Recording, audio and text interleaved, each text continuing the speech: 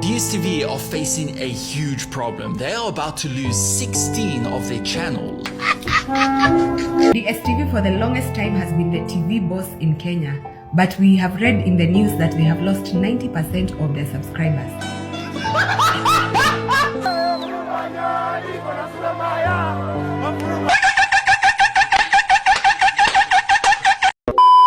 DSTV's downfall is completely their fault. Like, there's no one else to blame. If you click this video, I'm assuming you know what DSTV is, and if you don't, just go back to like sleeping back in your crib, because I'm assuming you're 3 years old.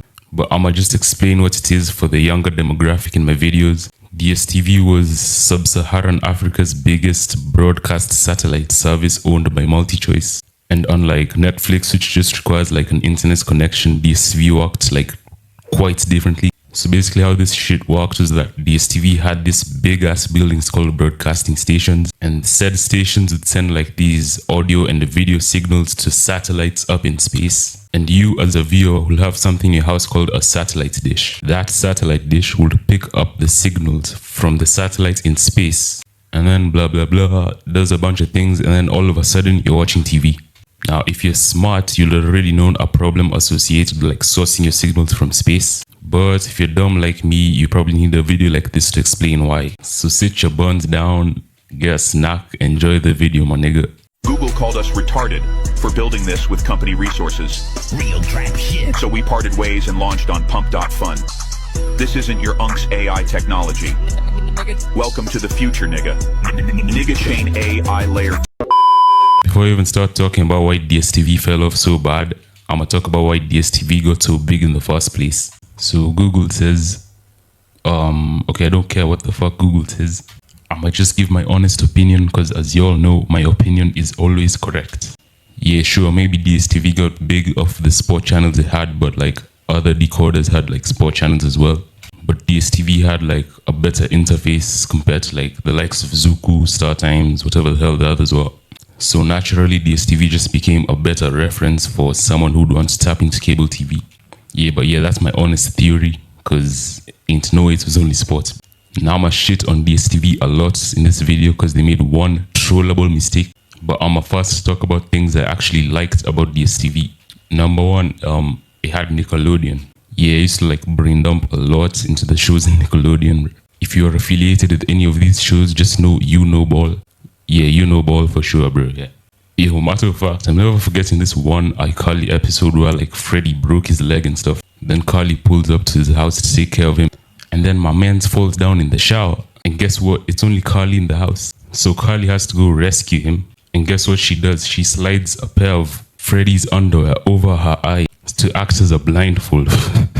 Yeah, she's being blinded by something, I guess. Yeah, then she rescues Freddy somehow. And then guess what happens next? They make out, cause why not? I guess. And then Freddy's mom enters the room, and if you remember Freddy's mom, yeah, I'ma leave you to guess what happened afterwards, bro. That must have been the worst episode I've ever watched on television.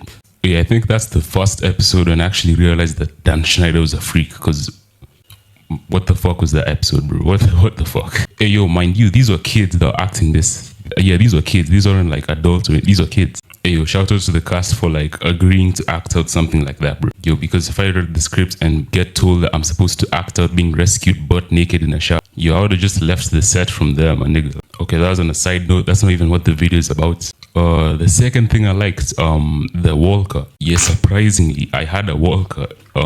It was definitely a device. I guess it had like a big ass antenna for no reason. Some like the worst button layout of all time. And I'm confident this thing works. It actually works, but there's only one problem. Who the fuck has this type of charger in 2026? Yo, low-key, the only reason I had this charger in the house in the first place was to transfer data into my PSP. And guess what? That charger didn't even charge the PSP. The PSP had a better charger, which I still have. If you don't know what a walker is, it's a portable DSTV. Yeah, that's literally the thing. And I think this is where I'm just gonna start covering the downfall of DSTV, because this device perfectly displays why they fell off in the first place. Yo, I'm usually wrong on a lot of things, but one thing I know for sure, they got the design of the Walker off a radio. They were like, hey yo, what if we made a device that's like a radio? You know how radios, you can only hear a radio. What if we made a radio that you can also watch and hear, and also it has a long antenna like a radio? Okay, I'm not gonna shit on it that much because it's a 2012 device and it has better cellular reception than like most phones that time. Yo, but growing up with the Walker low-key raised the question, what's the point of having a phone in your pocket and a separate device that still needs to charge and costs 10k? Who the fuck is downing 10k on an extra DSTV while spending an extra 4k a month on the DSTV subscription because you needed a DSTV subscription for the Walker to work? You had a phone with better speakers, a better screen, and equally as good cellular reception. DSTV's downfall came from the fact that they failed to integrate themselves with the new technology on the market. I mean, these niggas just sat down and watched as Wi-Fi became an available thing in people's houses, smart TVs rolled into the market, new stations shifted to displaying their broadcasts for free on YouTube, Netflix and Amazon TV pulled up and offered a cheaper subscription for niggas who just wanted to watch series and stuff.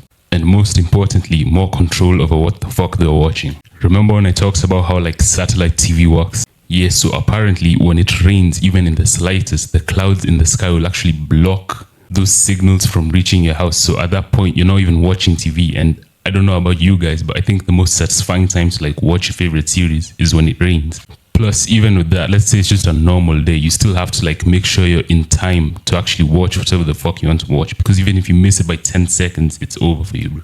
No rewinding, no doing much of anything, bro. It's just over.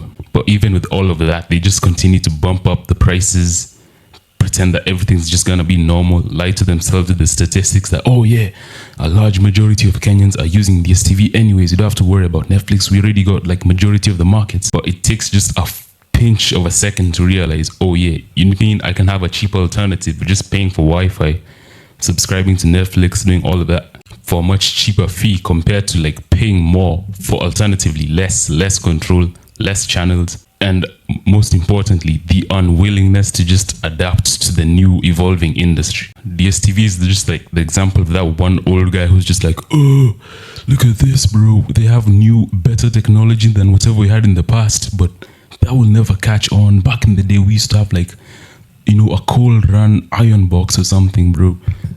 Yeah, this shit of theirs will never catch on, bro. This is just some bullshit technology which is actually better than ours, but still, we're still gonna complain, because why not? And then, you know, they released Showmax, which is just like the attempt to tap into this new like internet streaming industry. Yeah, and then they had this like massive ad campaign. There were these massive billboards all over Nairobi and stuff. They're just saying, yeah, bro, yeah, we're totally backpedaling everything. Yeah, it turns out like the internet is the new thing. But it was already too late because MultiChoice already suffered too many financial losses between those 2 years alone. So they had to like cancel Showmax completely. Not because it was bad, but because they didn't have the money to keep it running in the first place. Besides, niggas already comfortable with like Netflix, Amazon, the alternatives they already had, and Showmax mostly like majored on African-made shows and movies and stuff. DSTV's downfall is natural selection, and it's hard to even try and like defend them, because why the fuck did it take you that long to realize that, yeah, people would actually rather pay for cheaper alternatives than pay more for something that doesn't even work anymore? And that's just what's so funny for me. Why do they continue to charge more for something that's basically outdated at this point? But yeah, that's just my honest opinion. If you enjoyed the video, please be sure to like and subscribe and stuff. And I'll see you in the next video. Peace.